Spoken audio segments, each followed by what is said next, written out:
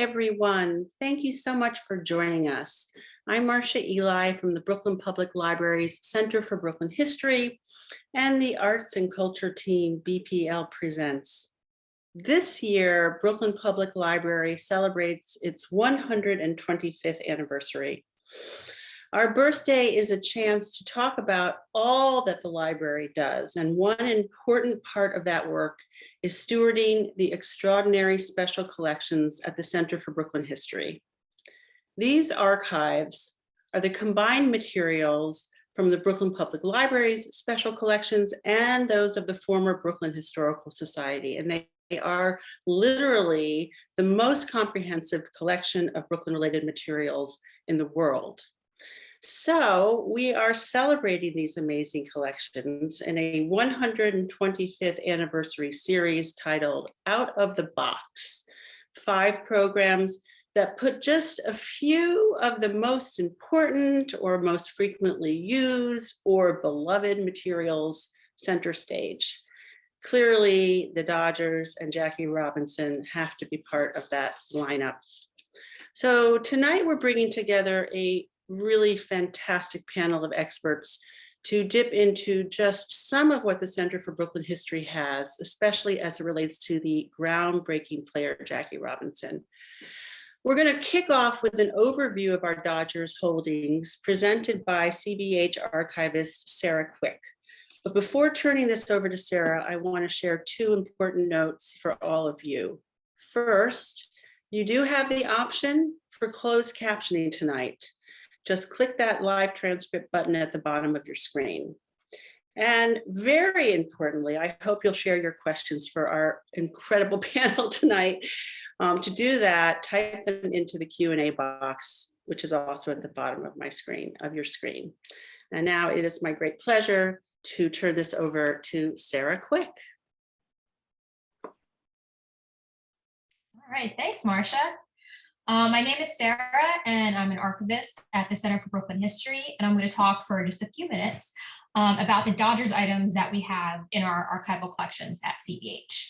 We have about 11 collections, so this is going to be just a general overview with a few examples to give you an idea of what's in our collections and if they could be helpful to your research or just your general interest. I should also mention that we also have a large selection of books, which I'm not going to talk about tonight, but they can be accessed through our catalog. Next slide, please. So several of our collections include programs and scorecards from the various parks, and a lot of them have handwritten notes or tallies from the original owners.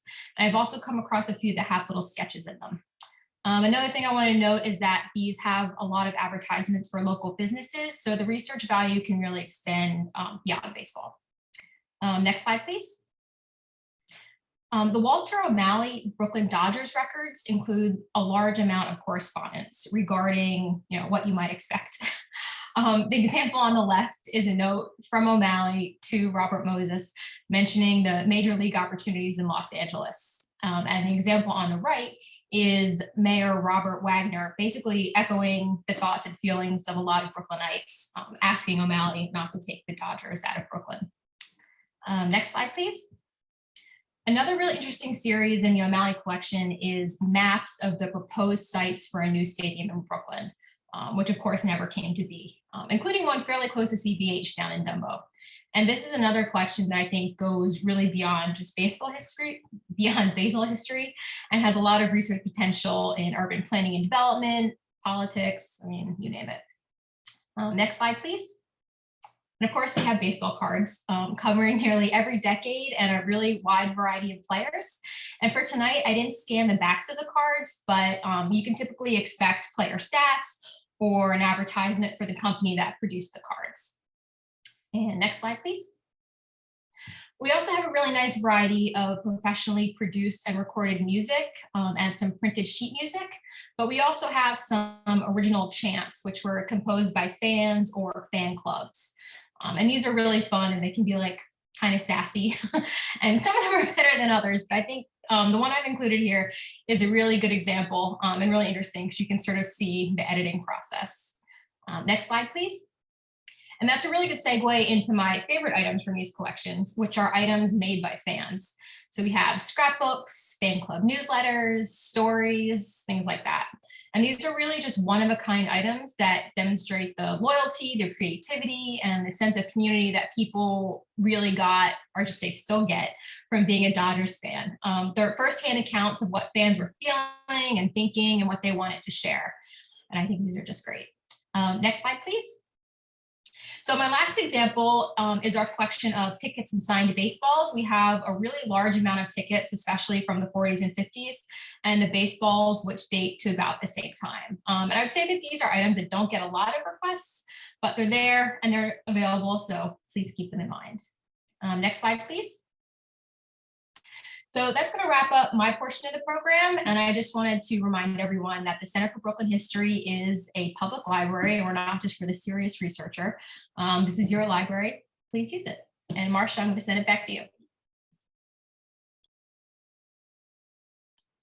Thanks, Sarah. That was great. Now I'm very excited to introduce three incredibly accomplished sports experts to talk about the Dodgers and Jackie Robinson. Let me tell you a little bit about each of them and welcome them to join. I'll start with Joe Dorinson. Joe Dorinson is a retired professor in the history department at Long Island University, where he began to teach in 1966. Joe co-edited the prize-winning book, Jackie Robinson, Race, Sports, and the American Dream. His latest book, The Black Athlete as Hero, American Barrier Breakers in 9 Sports, will be published this summer by McFarland. Welcome, Joe. Pete Golenbock is one of the nation's best-known sports authors. Bums, his book on the Brooklyn Dodgers, is considered a classic. He has written 10 New York Times bestsellers and has 2 books out right now, Valentine's Way with Bobby Valentine, and Whispers of the Gods, Tales from Baseball's Golden Age told by the men who played it, out just last month. Welcome, Peter. Thank you so much. My pleasure. And our moderator tonight is Bill Rhoden. Bill is a columnist and editor-at-large for the undefeated ESPN's news site about sports, race, and culture. For almost 3 decades, he was known as the award-winning sports columnist for the New York Times and a regular guest on ESPN's Sports Reporters. He is the author of several books, including $40 Million Slaves, The Rise, Fall, and Redemption of the Black Athlete, and Third and a Mile, The Trials and Triumphs of the Black Quarterback.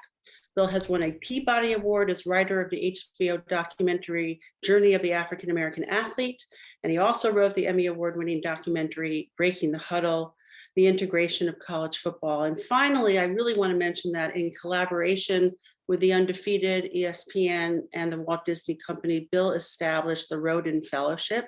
Now in its 6th year, the Rhoden Fellowship trains and supports aspiring African-American journalists from historically Black colleges and universities. I want to thank you all so much for being here. I am really looking forward to your conversation. And Bill, I turn this over to you. Thank you so much, Marcia. And this is really very special.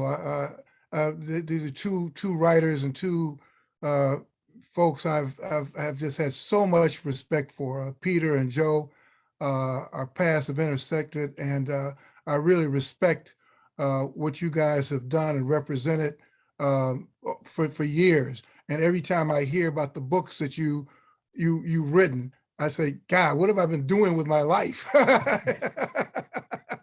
But really, it is a pleasure and an honor to be on this panel, and particularly, this is April, and that always means it means a lot of stuff. It means baseball is in the air, but it also means Jackie Robinson.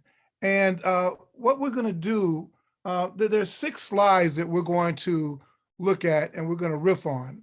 Both of you have written extensively about the Dodgers and about Robinson and the team. And I want you to put, the Dodgers and Robinson in context. But one question I want to ask you before we go to the slides is a question for each of you. Why is Robinson continue to be so enduring? I mean, remember, we're talking about 75 years after he broke into baseball, and 50 years after his death, he's still vibrant. He's still fresh. He's still part of the American psyche. And I guess I want from each of you, maybe we can start with you, Joe, and then you, Peter. Why is this, particularly in our field in athletics, where you're only as good as your stats? As soon as you retire, and athletes find this out the hard way. I think Tom Brady found out that moments after he retired, he realized he was yesterday's news. But here we have somebody who's been dead for 5 decades and who broke into baseball 75 years ago. Why does Jackie Robinson, Joe, why does he continue to resonate? Bill, I am having problems with, can you see me now? Can you hear me now? You're Can good. you Great. hear me? Okay, thank you. I was ready to press the panic button. Jackie Robinson is a man for all seasons. And I want to thank you and Peter for being the giants on which I stand to make my my pitch for Jackie Robinson.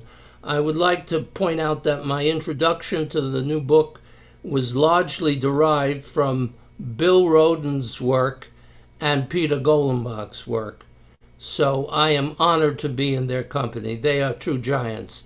And the giant in Dodger uniform is Jackie Robinson. He is unquestionably the most transformative athlete of the 20th century. He was a 4-letter man, uniquely at UCLA, and ironically, baseball was probably his weakest sport, football being his best. Nevertheless, because of the barriers, racial barriers, deeply embedded in American culture, Jackie was unable to join Major League Baseball until he was a very old rookie at 27, playing for Montreal and the Dodgers 1 year later. Jackie presented an image of moderation for the first 2 years, but in 1949,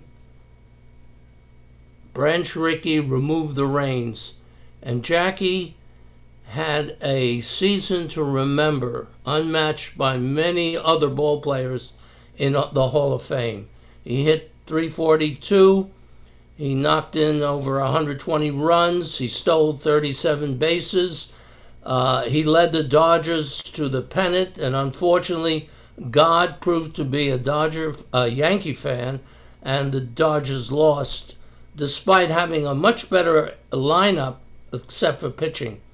Robinson was able finally to be his own person, and doing that, he set the stage for integration of hotels, restaurants, businesses, and he was able, as we mentioned earlier before the telecast, he moved from supporting Nixon in 60 to supporting Humphrey in 68.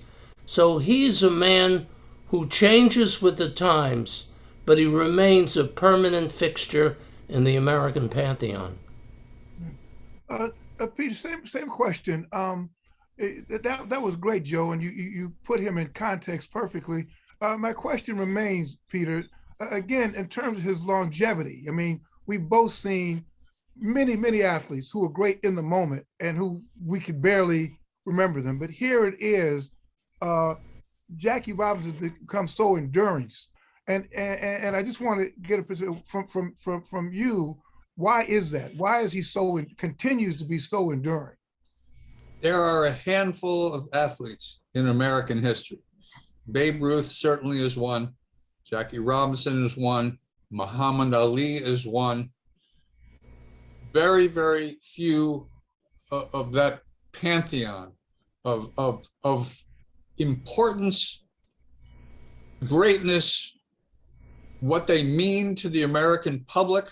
I mean, Ruth came out of the 1919 Black Sox scandal and started hitting home runs for the Yankees and in effect saved baseball. Jackie Robinson in 1947 in a country where African Americans were supposed to never be seen and never be heard and never have an important job and never be influential, he joined the Brooklyn Dodgers and he became the Rookie of the Year, despite the catcalls, the pitchers who threw at him, despite players who tried to injure him by spiking him. Despite all of that, Jackie Robinson became a star baseball player. A few years later, he became the most valuable player. But more than that, he told the Black community that if I can be a success, you can be a success too. Don't forget Brown versus Board of Education, that famous ruling, Supreme Court ruling that did away with separate but equal. That was in 1954. Robinson came along in 1947. And I do believe, something I said in my book, Bums, that Robinson allowed Martin Luther King the success that he had. If Jackie Robinson had been a failure, who knew how many years it would have taken to build up what Jackie Robinson himself had done to the society in America. After Jackie came players like Roy Campanella, players like Don Newcomb, players like Larry Doby, and it just kept going on and on and on to the point where nobody could say African Americans don't have what it takes, because these players showed them they had every bit as much as, you know, any of the white players. And Robinson was the first, and he will always be the first. And as far as I'm concerned, he is probably, I would say certainly, the most important American athlete in our history. And you don't forget a guy like that. I mean, we talk about Babe Ruth. We still do to this day. We talk about Jackie Robinson to this day. We talk about Muhammad Ali to this day. And there's a fourth one, and that's Billie Jean King. She was responsible for Title IX, who allowed women to have the same rights as men in sports and in life. Right. That was so well said. And you said something I want to go back to, but I'm going to stay on script because I'm immediately getting ready to improvise. And I don't want to do that. But both, I hope, Peter, you and Joe, please remind me, because there's something you said about how his success opened doors. And when we end our discussion, I want to ask you both about why that has not translated into other aspects of baseball as it relates to managers. You know, the idea is, but I'll ask you the question when we get in, but just let's keep that in mind. Keep it in mind. Yeah, let's keep that in mind. So, but right now, why don't we go to the videotape? We've got some great slides. And can we show the first slide? This is an article from the Brooklyn Eagle dated March 1st, 1946, and it's titled, "Fair Play is Rickey's Plea." And this is when Robinson was going to report to famous Sanford, Florida. And I think, Peter, you were going to read this letter for us, and then we're going to kind of chop it up. But let's put the letter in context of why this is so significant. What's so interesting about this piece of journalism is that it takes you back to 1947 and takes you back to that world.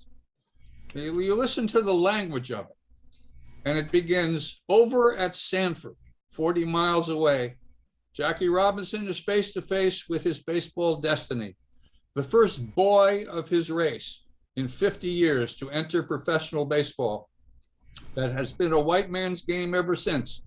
The young California Negro will have his first workout with the Dodgers Montreal farmhands when he reports to manager Clay Hopper either today or tomorrow.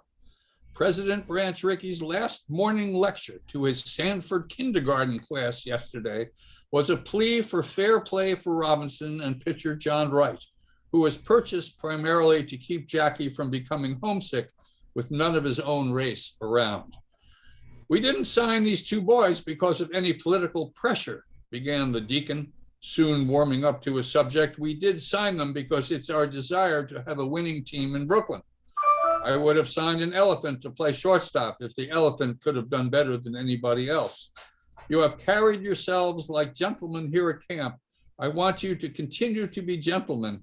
All I ask of you is that you be yourselves. I would further remind you that Clay Hopper, Robinson's manager in Montreal, is himself a Mississippian. And I'm going to interrupt myself for a second, because understand that when Robinson was coming to the Dodgers, Clay Hopper, who was indeed a Mississippian, came to Branch Rickey and he said to them, "Is this man a human being?" Hopper had no interest in managing Jackie Robinson. And Branch Rickey said to Hopper, "You better do exactly as I want you to do, or you're going to be gone." And Hopper's career was more important than his racism. And Hopper kept his mouth shut and did a decent job with Robinson. So the rest of the article, yeah. Peter, can I comment something that really rubbed me the wrong way? As enlightened as Rickey was in this statement, he refers to them as colored boys, which is degrading, and it's part of the systemic racism that pervaded America and even infected Rickey's rhetoric. Colored boys, he's a man, and he proved that on the field and off the field. Well, that's why I wanted to read this article, to show just that white America did not look kindly upon African-American men, not at all. And as you read that, as you pick up where you left, just whenever I read something like this, and particularly when I'm talking to younger people, younger African Americans, and you read this type of thing, and you let them know this was par for the course for African American men and women in this country, what you had to put up with, right? Being called a girl, being called a boy, no matter what your station was. And I think it's hard for younger people to understand that this was just the norm and how people saw you, and to put Jackie Robinson in a sort of context to quote unquote prove your humanity through a simple game of baseball. But why don't you pick up Peter where you were reading so we could. It went on. Doubt has been expressed that Robinson will be able to play AAA ball, but he drew $400 a month from the Kansas City Monarchs. That was top pay for a player in the Negro National League. All of the players in the Negro National League are not big leaguers, but there are enough to say that Jackie moved in pretty fast company. Now, of course, none of this is true either. Many of the players who played in the leagues were major league quality ball players, without a doubt.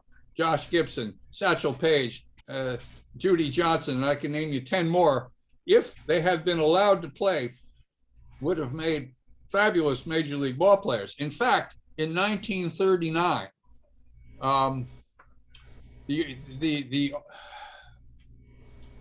let's see, I'm trying to think of his name. He owned the St. Louis Browns all those years. Help me out. Satchel Paige? No, the owner of the Browns. Oh, the Browns. Bill Beck. Bill Beck. Bill Beck. In 1939, Bill Beck wanted to buy the Philadelphia Phillies and take the 15 best Negro League ball players and put them on the Phillies. Oh. Unfortunately, a couple of the executives in Major League Baseball found out what he tried to do and sold that team out from under him. But there were plenty of people who knew that African-American players in the Negro Leagues were just as good as the white players. Beck certainly was one of them. Let me continue. The colored collegian was a captain in Uncle Sam's Army, but the rule that applies to discharged servicemen that they cannot be sent to a lower classification and that waivers must be asked wouldn't affect Robinson.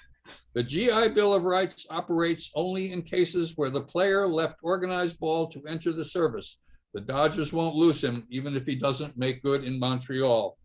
Although the Montreal club has made provisions for the housing of Robinson and Wright around the International League Circuit, Baltimore, the club farthest south doesn't look for any trouble. Of course, it can't guarantee protection from the hoodlum in the bleachers. In the majority of the hotels, the colored boys won't even have to be segregated, which of course is nonsense because there wasn't a hotel in America who allowed African Americans to stay there. It's felt that the white players will accept them. White ball players have played against colored teams for years in exhibition games after the close of the regular league season. A great deal depends on the boys themselves and their deportment on and off the field. Robinson will be watched the more closely. He's really on the spot. The future of the Negro in baseball is all bound up in Jackie's own destiny. And in fact, that last sentence is the one true sentence on this piece of paper. Right, right. Joe, what did you think when you were listening to this? Now, I think that you were, this was March 1st, 1946. I think in 46, you were 10 years old. That's right. Joe was. I'm sorry, Joe, you were 10 years old. I wasn't born yet. Yeah, you were, Peter, you would be born in about— I was in utero. Yeah. You were on the way. I was on the way. Yes. Your thoughts about truth be told, Bill and Peter, I came from a left-wing family, and I'm not going to apologize for that. My family was socially conscious. They were enlightened about race. I went to a Camp Kinderland, where I, in fact, saw Paul Robeson, W.E.B. Du Bois. So I was ready for the advent of a great Negro player. And in my book and other articles, I pointed out when Joe DiMaggio was asked back in 1939 who was the best pitcher he ever faced, without batting an eyelash, he said Satchel Paige. So great players knew that the Negro Leagues harbored the best and the brightest. Unfortunately, they never had the opportunity to show it. So I celebrated the advent of Jackie Robinson. And I must say, I was a Yankee fan who rooted for Robinson. I was considered a traitor by my fellow Yankee fans, but I always wanted Robinson to shine because he was one of our guys. He represented the oppressed underclass. He represented the workers and the people who are marginalized by the dominant forces in our society. So for me, it was hallelujah time. Right. Let me ask you guys this before we go to slide 2. One of the, I have two thoughts when I'm listening to this, and I have the same conversation we talk about in football, how long it took for black quarterbacks to be, and you think about how far, if we would have been an enlightened country back in 1940, if we would have just got this done back in 1946, if we would have just gone ahead and integrated and done the right thing, how far baseball would have been, how far, how better the game would have been sooner. And I guess that's the dilemma of racism, even as we deal with it today. How our closed-mindedness just holds us back as a nation. Because at the end of the day, what do they say? What's the name? Was good for business. Not integration, but diversity. Diversity is, in fact, good for business. Diversity proved to be great for Major League Baseball. It proved to be great for the National Football League. And if they would have just seen that then, how far would we have been as a nation had we just, grown up? It's sort of a question I'm not sure you dealt with, but that's what I think of when I think of all the brutality, all the hatred, the closed mindedness, how far ahead the game of baseball would have been had it just, cast down his bucket. Oh, well, I mean, it goes back to Abraham Lincoln being shot and being replaced by a Southern racist who undid everything that Lincoln was trying to do. What if he hadn't been shot? What if we had had integration in 1865 instead of 1954? Right. Yeah. You're right. And I think that's what I'm always into. How does the past relate to the present? And that's what all this is about. What Jackie had to go through to get us to really recognize our potential as a nation. And it's like pulling teeth. It's still like pulling teeth. Well, there was a stereotypical view that blacks, to use your quarterback theme, were unable, they didn't have the leadership skills or the ability to be quarterback. Well, the first black quarterback was Fritz Pollard, who Right. played professional football and actually was the first black coach, and he won the first championship of the NFL. Something that is not widely known, but is in my new book. So clearly, the best quarterbacks today, to switch from baseball to football for a moment, are indeed, with the exception of Tom Brady, are black. Patrick Mahomes is the avatar of the black quarterback. But for years, blacks were shunted to the marginal positions. Yes, they played running back and split ends, and you were an end at Morgan State, were you not, Bill Rhoden? Didn't you play? I pretended to be, yes. It's okay. Well, I read your book, and I know you were a better athlete than you admit to. But here is the deal: the blacks were denied representation at the higher levels. Just before Jackie died, he pleaded for a black coach or manager on the third base line when he was honored for the 25th anniversary of his pioneering effort in Cincinnati Yeah, at the World Series. yeah, And a few days later, I think it was 19 days, he died, you might say, of a broken heart. yeah. So we're gonna get to that a little later on. Let's go to slide number 2. As we now this is a Jackie Robinson comic book, a front page to your left and first page on your right, dated 1950. What do you guys now again, kind of getting to our theme of here's this guy who is the first to break through, and by 1950 he's got a comic book, and it's not, imagine being a black person in 1950 when the racism is awful and where we're all the subject of caricatures, and here you've got this proud black man being put in in a very complimentary position. It shows, what does it say? Jackie Robinson, sports thrills galore, starring the dashing Dodgers. What do you guys think about this? In other words, here he was, and I guess it goes with what you were saying, both you, Joe, and Peter.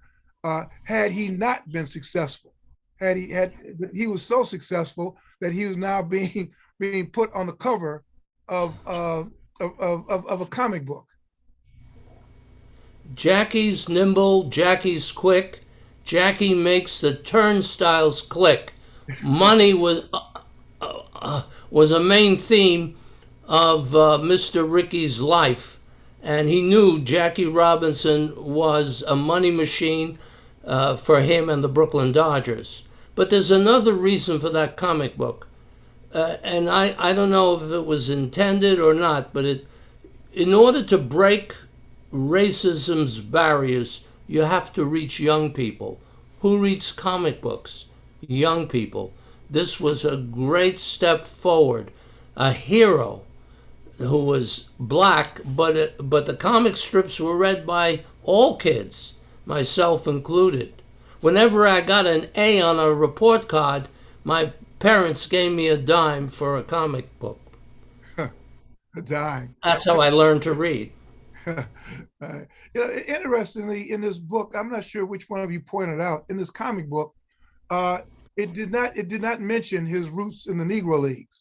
Right. The comic book, it began that his baseball life began with the Brooklyn Dodgers, and there was no mention made of his roots in Negro League baseball with the Kansas City Monarchs. I wanted to think what you guys thought about that, but also, again, just a few minutes ago, we were talking about what ifs. And I guess because I did go to a historic black college and was very much into black institutions, I always wondered about Negro League baseball and what a $1 million business it was. And I'm wondering if either of you subscribe to the idea that the Negro League Baseball had to be sacrificed for the greater good. I'm really wondering how true that was. If Negro League Baseball could have flourished and survived, and was Jackie the beginning of the end, or was that a necessary end? What do you guys think about that? Well, if Major League Baseball, once Jackie and Roy Campanella and Newcomb and Larry Doby and Ernie Banks and Frank Robinson, and it goes on, once owners conclude rightly that these men can take their team to the World Series, then you've got, at the time, 16 team owners who are going to go through the Negro Leagues and pick the very best of them, take them into the major leagues. And by definition, when you do that, the quality of play in the Negro Leagues is going to suffer. The Negro Leagues did manage to stay alive until about 1955, believe it or not. They survived. And then finally, no longer were there enough, very good players to play in the league, and the whole thing finally collapsed. But whether it had was that the cost of doing business? One of my heroes is a guy named Rube Foster, who you guys know. Sure. And right. Rube's idea, who was the father of Negro League Baseball, and Rube's idea was not what ultimately happened, was the cherry picking you described, Peter. His idea was to get an entire team to go into Major League Baseball, a black team to go into Major League Baseball. And it seems like Major League Baseball, and maybe it wasn't because it was black baseball, it was just going to crush any competition. And, and again, I guess my question is, was that just the price of progress? Bill, as long as you had Kennesaw Mountain Landis as the commissioner of baseball, you were not going to see one African-American person playing baseball. He came in 1920 after the Black Sox, and they gave him complete power. He was in there for life, and he was going to be the commissioner who made all the decisions. There were no votes by owners or anything like that. It was up to him. And Kennesaw Mountain Landis, very early on, made it clear that no African-American would ever play Major League Baseball as long as he was the commissioner. And he died in 1944. And I'll tell you something else. Rickey was fortunate that the next commissioner, who was Albert Happy Chandler, who was the senator, the governor of Kentucky, the senator from Kentucky. When Rickey was going to bring Robinson up, they voted, 15 teams voted no way could Robinson play. The only team that voted to allow him to play was the Brooklyn Dodgers. And Rickey went to Happy Chandler, and Chandler said, when I go to heaven, I'm not going to be, God isn't going to keep me out because I would not allow a black man to play baseball. So you go ahead and you make your experiment. So Happy Chandler, as far as I've been seeing, is sort of a lesser hero, but also a hero as well. Yeah. Go ahead, Joe. Peter wrote that eloquent essay that was published in our Jackie Robinson book, and he cites other white supporters. Part of the essence of Robinson was to raise self-esteem among African Americans. A newspaper reporter once lamented that more blacks were attending the Kansas City Blues minor league team that was operated by the Yankees than they were going to the Kansas City Monarchs in the same city. Apparently there was this belief that white baseball was a superior brand. Nevertheless, the All-Star game, that was an annual event, brought out people in their Sunday best, and it was a ritual, and it helped, as Rube Foster predicted, it would create opportunities for black entrepreneurs. And when the Negro Leagues died in 1955, that was the trade-off. Integration brought blacks in better, and Jackie commented on that. He had reservations about the Negro Leagues atmosphere. He felt that they didn't train as hard. They they were not as well respected. And so he had some negative feelings that alienated some of his players.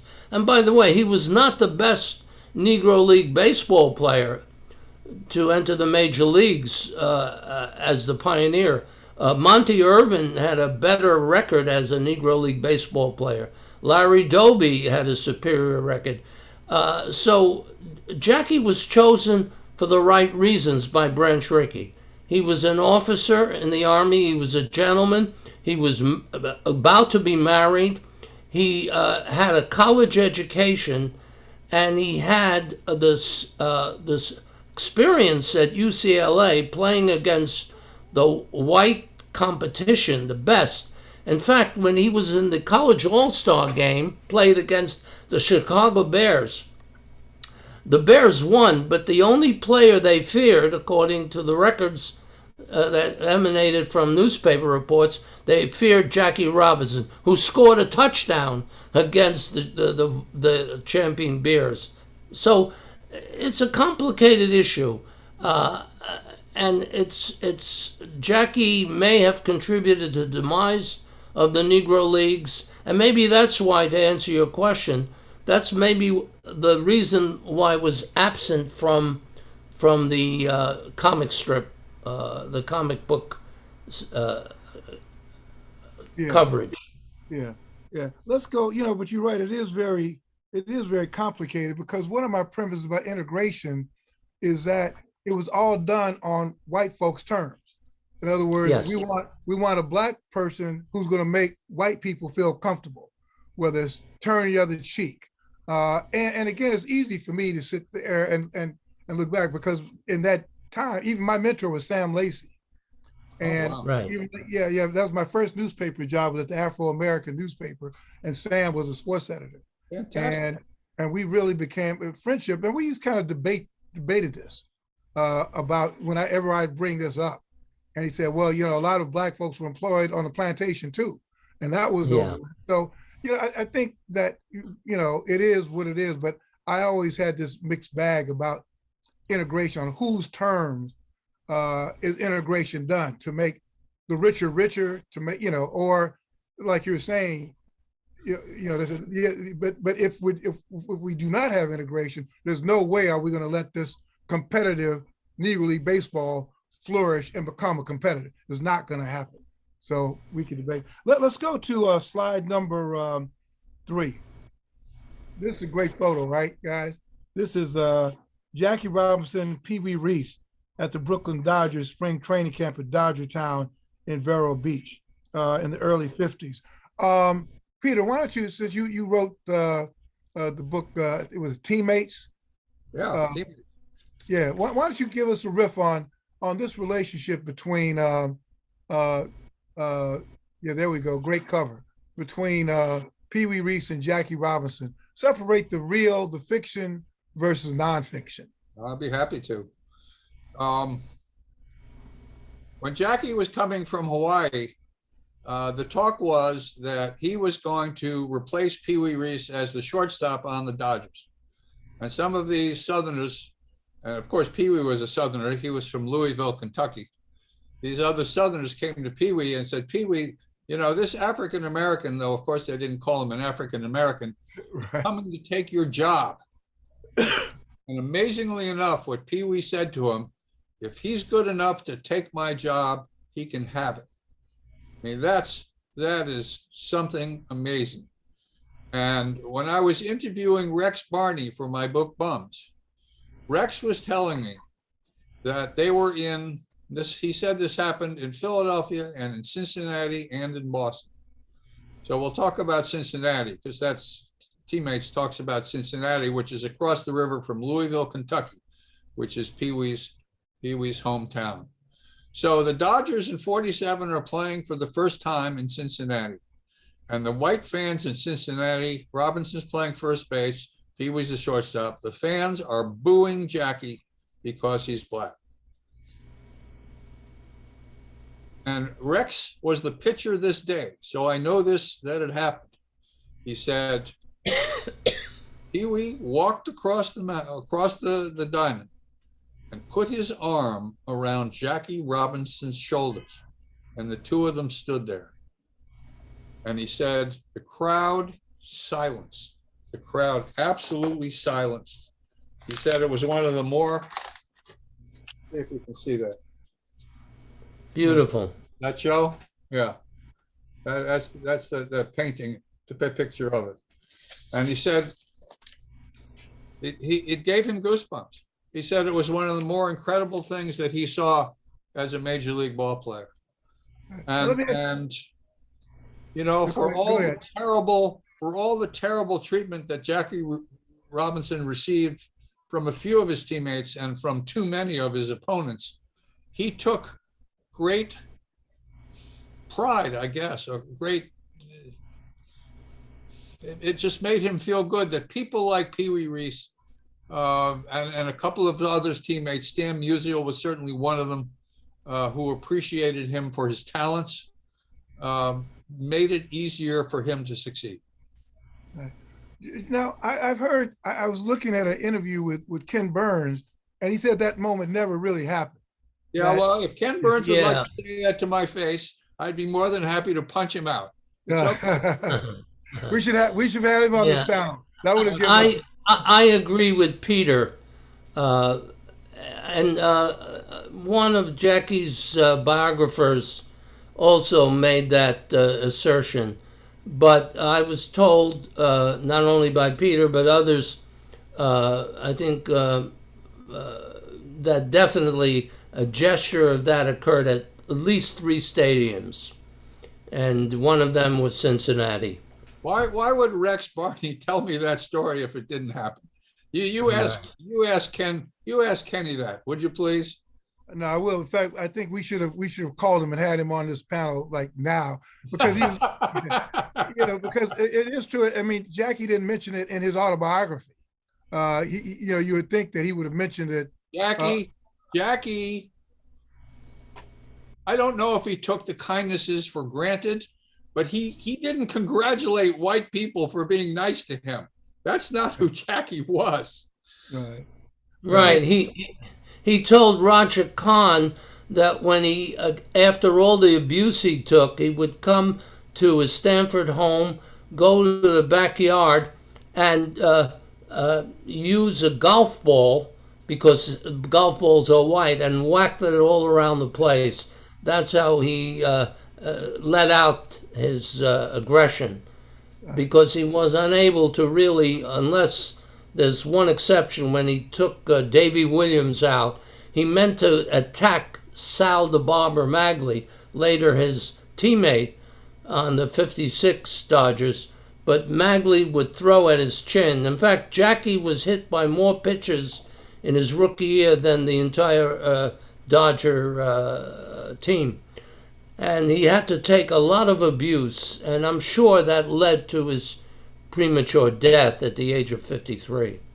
To that point, let's go to this next slide, slide number 4, because I think that speaks to family. And we talked about this before we came on. Just here we see Rachel, the beautiful Rachel Robinson, Jackie, and I guess that's David, probably his oldest son. And, again, Peter, you mentioned it's unimaginable after having the kind of days at the office that Jackie Robinson had, what it was like to go home after having to take all of this and to go home, and just the pressure on Rachel, the pressure on David, later on Sharon, and of course we know the pressure on Jackie Jr.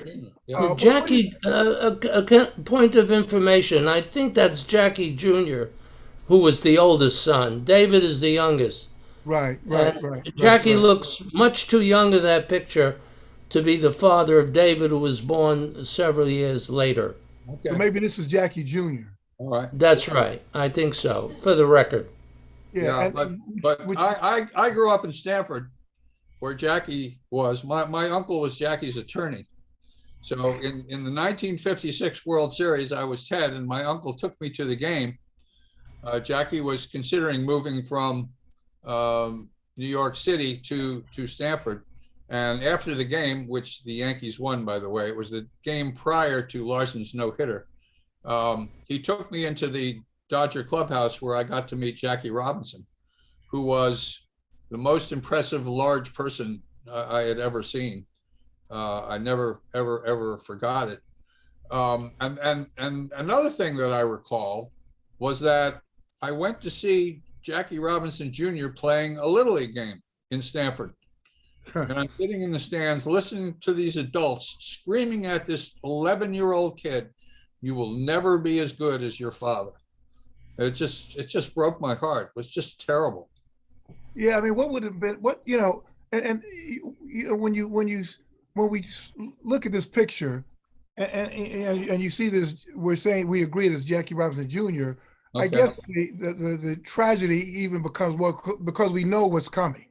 Yeah. Right. We know that the pressure you talked about, Peter, at the Little League game just became too much. He had a drug problem, right? The Jackie had a drug problem, and then he crashed his car. Yeah. He died in a car crash. He died, I believe he died in 71, which is a year before his father died. Which is certainly another reason, causing his father's death. I mean, that's just terrible. Just really terrible. And if we look at that picture again, can we see that picture again? Show the picture again. I'd like to jump in here. Jackie's father abandoned his family. That's right. And so here you have the intact nuclear family, and the love between Rachel and Jackie was something that lasted throughout their life. And she was his rock and his rod and his support. Without her, he could never have accomplished all he did.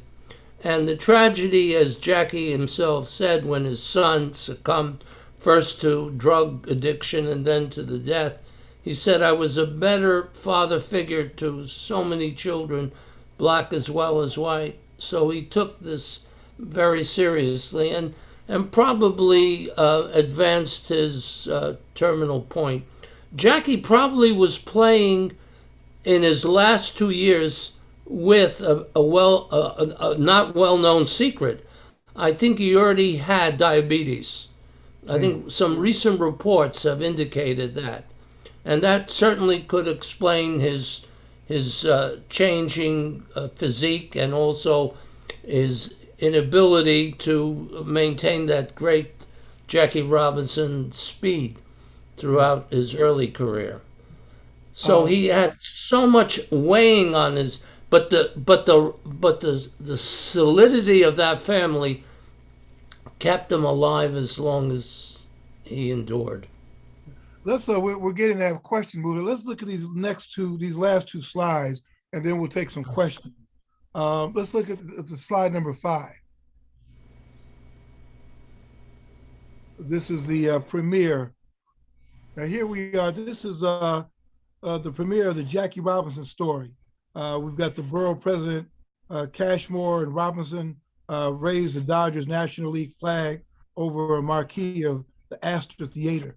Again, here we have this proud black man, 1950. This is, 4 years after making history, and he's living a life. He's you look at him, very striking figure, very handsome.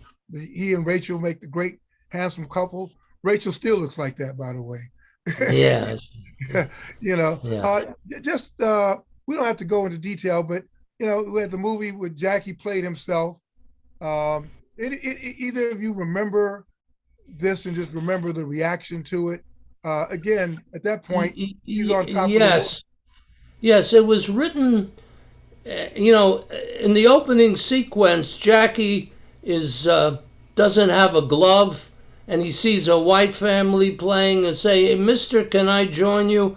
And it's sort of like the white father presence who takes Jackie in.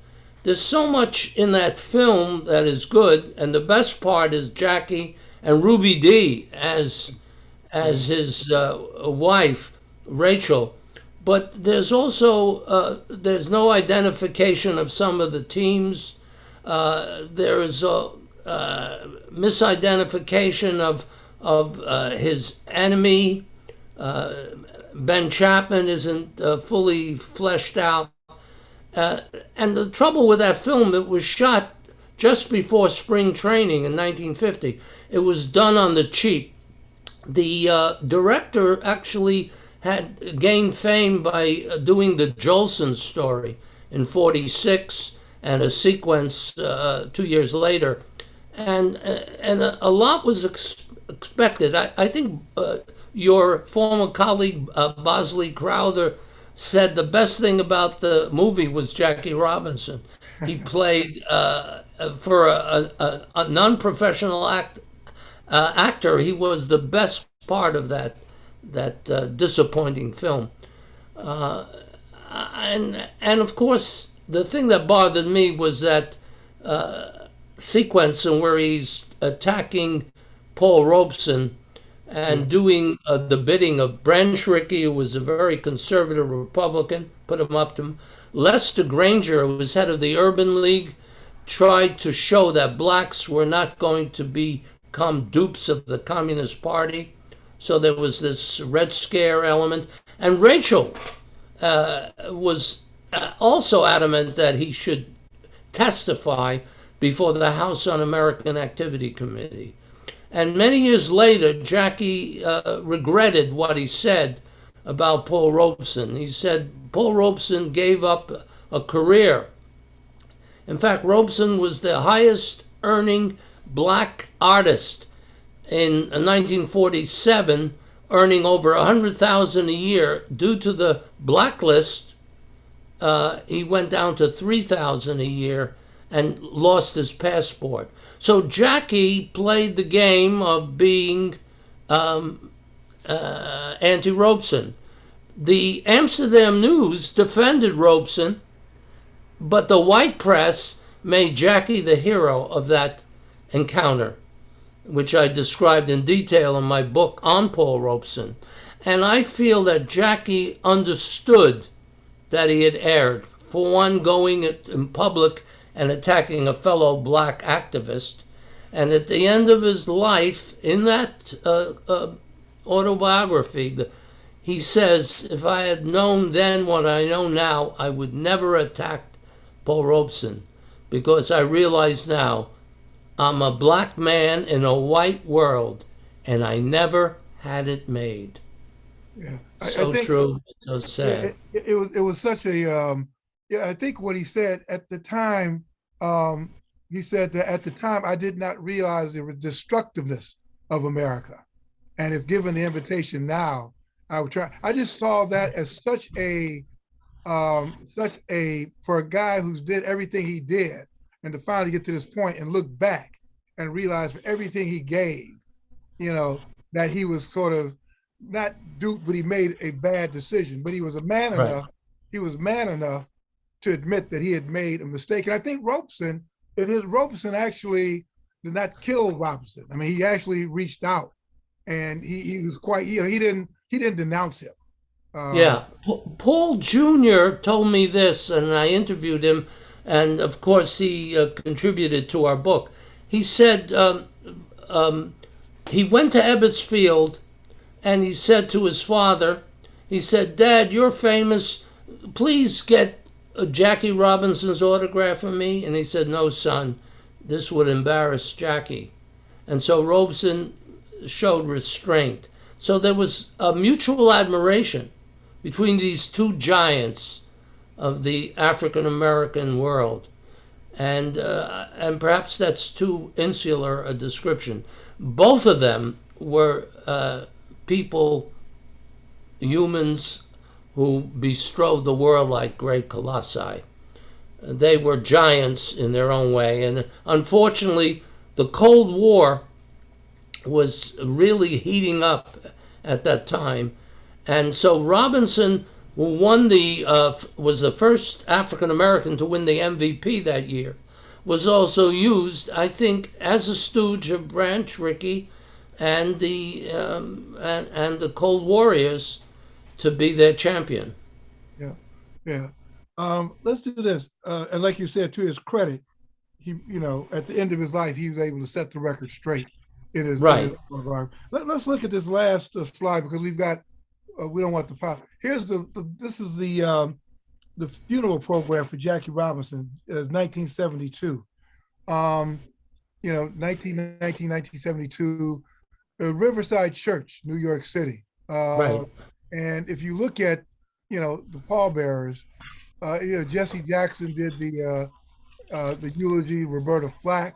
And then if you look at the active pallbearers, Bill Russell, Larry Doby, Monty Irving,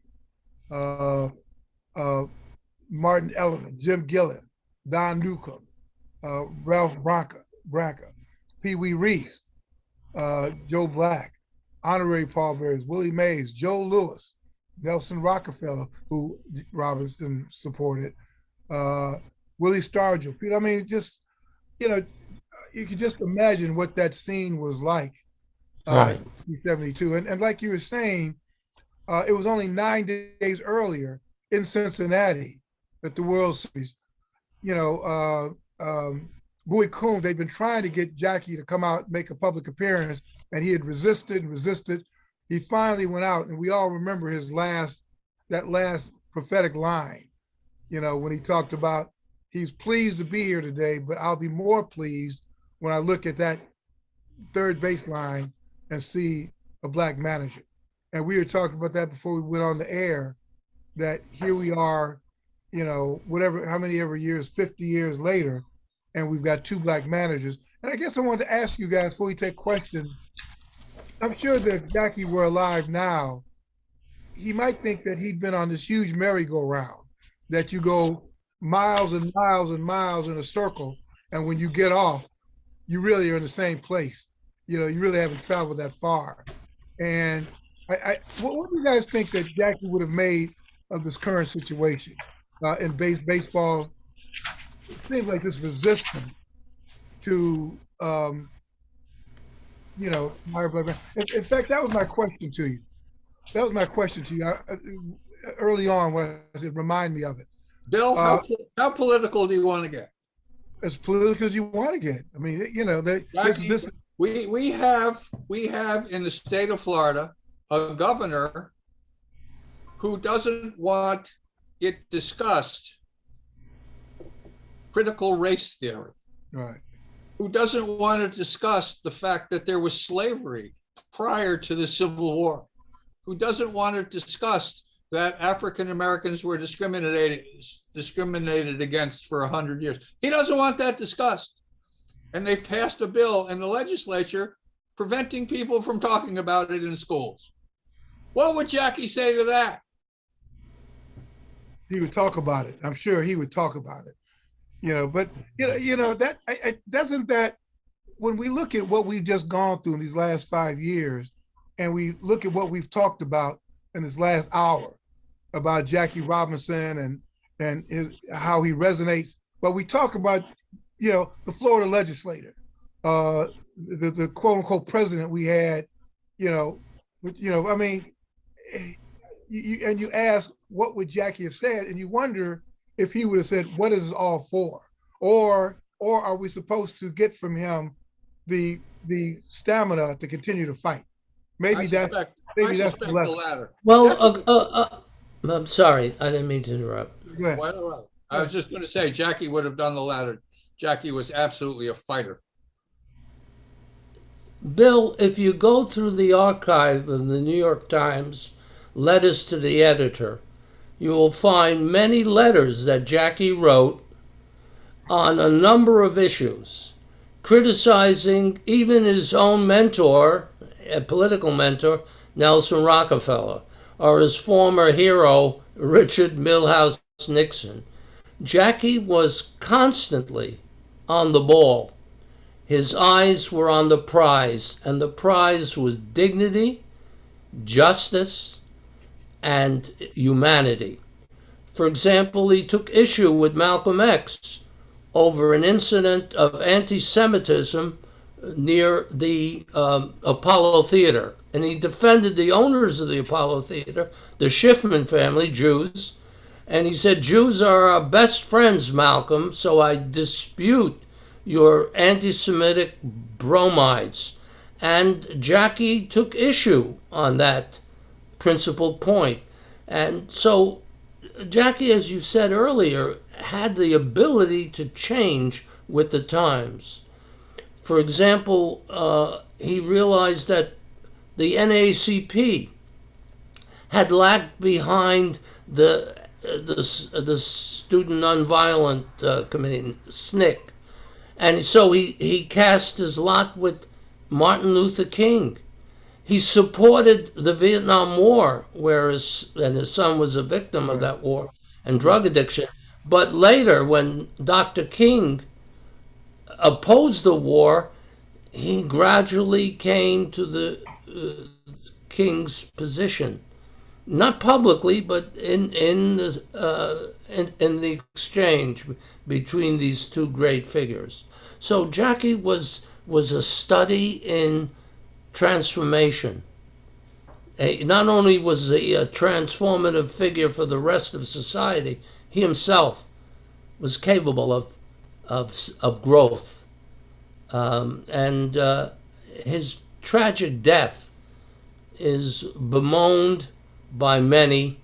It came at a time of turbulence, social discontent, and he was neglected for a while. Thanks to Roger Kahn and Peter Golenbock and you in your wonderful book about the overpaid slaves, there is a sense of a tradition that you talk about, the black style and the ability of Willie Mays and his catch, and the R.C. Owens with his catches and his ability to block field goals, necessitating a change in the rules.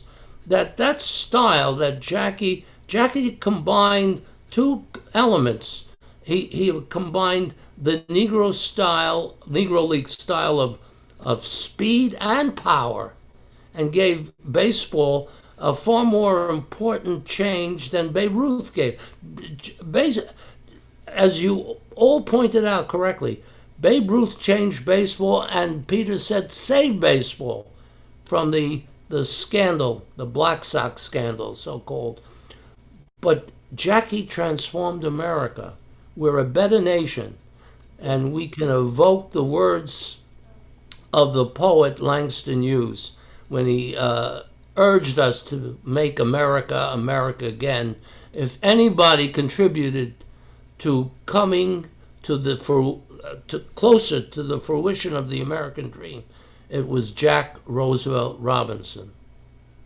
Right. And I think, as I get a little verklempt, and I think about him as one of the truly greats, in the words of the poet Stephen Spender. He was born of the sun. He traveled a short while to the sun, but he left the vivid air signed with his honor. Wow, man, I think that's such a great way to end our part of the discussion. This has been, we've spoken for an hour. We could go for another 2 hours, but this has been great, Peter and Joe. What we're going to do, we have time enough probably to take about 3 questions. So I'm going to read the questions from the audience who's been very patient and hopefully captivated. And you could take turns taking this, or you could just jump in. Question number 1 from Rob. Please talk about your take on Robinson's relationship with his teammates. Maybe Peter, you can take that. And Robinson was not a friendly guy. He was not somebody who palled around. He had Rachel for that. So, for instance, Pee Wee and Duke and a couple of the other guys might carpool to the games. Jackie was not part of that group. That's the beauty of baseball. You don't have to be bosom buddies to be a great, shortstop, second base combination. You don't even have to like each other. You just have to play well together. Right. So Jackie was not somebody who went out of his way to make friends. That's not who Jackie was. Joe, Yes. this is from Linda and Vic. Would the Dodgers have stayed if Moses had agreed on a stadium at the Long Island Railroad Terminal? I would like to believe they would have, but knowing Walter O'Malley, along with Joseph Stalin and Adolf Hitler as the three most evil men in history, and of course, Pete Hamill had a great anecdote. If you have these three men, these three evil men in the same room, and you have a gun with 2 bullets, who do you shoot? And the answer is you shoot O'Malley twice. So that's Pete Hamill. But the idea of, the revisionist historians are trying to take the blame off O'Malley. And it's true, Moses, who sometimes confused himself with the biblical Moses, was responsible for demanding that they take the property now occupied by Citi Field, because it was one of the bad decisions of Moses to run 2 World's Fairs at that location. And O'Malley said, quite correctly, how can we call them the Brooklyn Dodgers if they play in Queens? Well, we can ask the same question about the New York Jets and the New York Giants playing football in Jersey, in the Jersey swamps, instead of where they belonged originally and belong now in New York. So I would say the blame 75% O'Malley, 25% Moses. For either of you, this is from Jack. Any idea what happened to the iconic Abe Stark hit sign, windsuit billboard? Did it survive the park's demolition? No. Yeah. No. They busted that place up with a giant. Actually, Carl Furillo was so adept in right field that the sign had no value whatsoever, even when it was up. That's true. Here's our last question from Michelle. What do you think Jackie Robinson would say about Colin Kaepernick taking a knee and then being thrown out of the NFL? Jackie would be appalled. Jackie would be appalled. He'd be appalled because this was Trump's doing. This all had to do with Trump and his rotten politics. I still can't understand how Kaepernick, who is such a talented ball player, is not back in the NFL, except for everybody's fear of Donald Trump. It was disgusting, absolutely disgusting. I totally agree. And it's, if you look at the continuity, it was Jackie Robinson who, at the New York Times forum that was on WQXR in 1953, Jackie Robinson was the guest, and he's called out the New York Yankees for being the Jim Crow Yankees. Wow. And he knew full well that the Yankees had harbored some great talent, including Vic Power, who should have been a Yankee first baseman. He was a great fielder. But because he dated white women and he had a very good sense of humor, when he went into a Kansas City restaurant and was refused a service, he said, why? He said, we don't serve Negroes here, and they used a different version of Negro. And he says, that's cool, because I don't eat Negroes. And because of his uppity manner, and because of he caught, by the way, he also caught with one hand, which traditional first baseman strategy or usage. But, in those days, you got to catch with 2 hands. Well, he was the best, according to Bill Skowron, the best person to cover first base, playing a deep first base, almost in the middle of between first and second. No one could get to the base faster than Vic Power. But the Yankees decided that he wasn't Yankee material. So what did they do? They traded him to the Philadelphia Athletics. And then when they got Elston Howard, who was a brilliant player, who could play the outfield and catcher, what does Casey Stengel say? And he said, well, we finally got, and he used the N-word, and he's the only one who can't run. So racism ran very deep in the Yankee culture. Many of the players were Southerners, and George Weiss was reluctant to get black players. But Jackie, as a answer to the question, Jackie called out the Yankee administration. He would have called out Nixon, and he would have called out all these tycoons. But here's the kicker, or here's the deal, to quote Joe Biden's favorite phrase. When Robert Kraft, with whom I went to college many years ago, I apologize for that. Robert Kraft gave millions of dollars to Trump, but eventually he realized that his players on the Patriots could in fact kneel. White players and black players knelt, and Freudian slip. Trump lost that wedge issue. Colin Kaepernick may have contributed to the victory of Joe Biden, because that became the wedge issue that worked against the Trump fascists. And I want to commend Peter Golenbock. He's a great writer, but not many people know that he's equally gifted in politics. He wrote the best takedown of Donald Trump in the publishing business today, The American Caesar. So yeah, I hail Caesar. You're my Caesar, Peter Golenbock. Hey, on that note, what a great note to end this conversation with. What wonderful, the great takedown, hail Caesar, just so eloquent, man. This has been such a great hour. Peter, thank you so much. It's been an honor. Joe, thank you so much. It's been an honor. The honor is all mine, Bill. It's all mine. You guys are the best. Having you as our leader proves that blacks could be quarterbacks. I want to thank you all. That was really good listening.